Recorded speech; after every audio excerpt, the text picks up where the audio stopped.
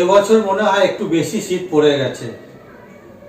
তার কারণ আমাকে অনেকেই জিজ্ঞেস করছেন যে এই শীতে আমাদের শ্বাসকষ্ট অনেকটাই বেড়ে গেছে এবছরে। আপনি যদি কিছু উপায় বলেন যাতে এই শ্বাসকষ্টের কষ্ট কিছুটা হলেও লাঘব হয়।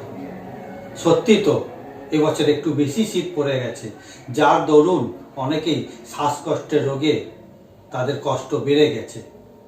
আমি তাদের জন্য কিছু বলবো এবং আমার এই ভিডিও যারা দেখছে তাদেরকে বলবো এই ভিডিওটা যথাসম্ভব নিজের পরিচিতদের মাঝে শেয়ার করে তাদের কাছে পৌঁছে দিন যারা শ্বাসকষ্টের রোগে ভুগছেন। এবং আমি অবশ্যই নিশ্চিত আমি এই ভিডিওতে যেটা বলবো সেটা যদি তারা পালন করেন তাদের শ্বাসকষ্ট 70 থেকে 90% কমে যাবে। এই যে মেথডটা বলবো সেটা বাড়িতেই আমরা সকলেই তৈরি করে নিতে পারবো। সেটা হলো আদা বেশ কিছুটা পরিমাণ এবং তার সাথে কয়েক টুকরো দারচিনি।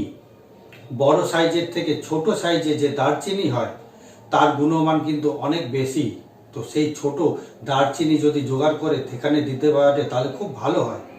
আর এর সাথে কয়েক টুকরো লবঙ্গ, আর এইগুলোকে ভালো করে একটু জলে অল্প আঁচে অনেকক্ষণ সময় নিয়ে এটাকে ফোটাতে হবে। ফুটিয়ে ফুটিয়ে জলের পরিমাণ যখন অর্ধেক এসে যাবে তার মধ্যে হলুদ মিশিয়ে দিতে হবে, 1 চামচ হলুদ মিশিয়ে দিতে হবে। এই হলুদ মাত্র 2 মিনিট ওই ফুটন্ত জলে মিশিয়ে ফুটন্ত জলটাকে নামিয়ে নিতে হবে।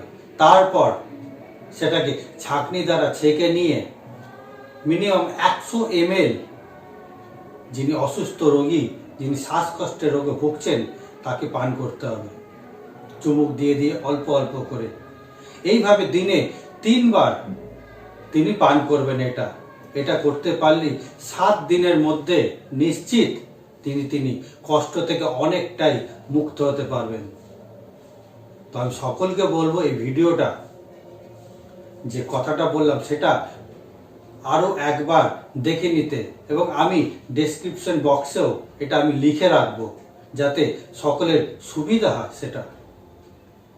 তো এইটা সকলকে অনুরোধ করছি যে এই নিয়মটা, এই বিধিটা পালন করলেই শ্বাসকষ্ট থেকে আমরা মুক্ত হতে পারবো। এবং এছাড়া আরেকটা আমি এক্সারসাইজ বলে দিচ্ছি যেটা খুব উপকার দেবে, যেটা হচ্ছে বুকের এক্সারসাইজ। যেটা হচ্ছে হাত এইভাবে আমরা দাঁড়ালাম, এই জাস্ট এক্সপ্যান্ড করব আমরা হাতকে 20 বার করে 2 বার, এটা 20 বার করে আমরা 2 বার করব। আর এটাও করতে পারি,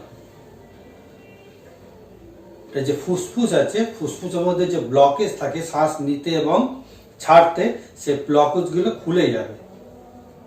হ্যাঁ, এই দুটো এক্সারসাইজ যদি ঠিক করে করা হয় এবং এর সাথে প্রাণায়াম, শ্বাস নেওয়া এবং শ্বাস ছাড়া, যাকে ভস্ত্রিকা বলে, নিজের সুবিধা এবং শক্তি সামর্থ্য অনুযায়ী সেরকম ধীরে ধীরে অথবা জোরে জোরে শ্বাস নেওয়া ছাড়া করতে হবে।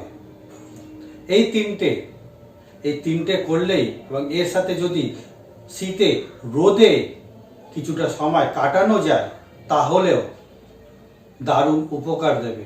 এবং এই শীতকালে আমি সকলকে বলবো যেদিনকার শীত বেশি লাগছে সেদিনকার একটু গরম জলে স্নান করে নিতে। এই গরম জলে স্নান করে নিলে আমাদের যে ভিতরে যে অঙ্গ প্রত্যঙ্গ আছে সেই শিরা উপশিরাগুলো শীতে চুপসে থাকে অনেকটাই, সেটা কিন্তু খুলে যাবে। এবং শ্বাসনালী, শ্বসনতন্ত্র, গলবিল ইত্যাদি যেগুলো শ্বাস নেওয়া ছাড়াকে সাহায্য করে থাকে সেই অঙ্গগুলোরও কার্যকারিতা বেড়ে যাবে। তো আমি সকলকে বললাম এটা নিয়মটা পালন করতে। আশা করি এই নিয়মটা পালন করলেই শ্বাসজনিত যেসব কষ্ট রোগ হয়েছে সেগুলো থেকে নিশ্চিত মুক্ত হওয়া যাবে।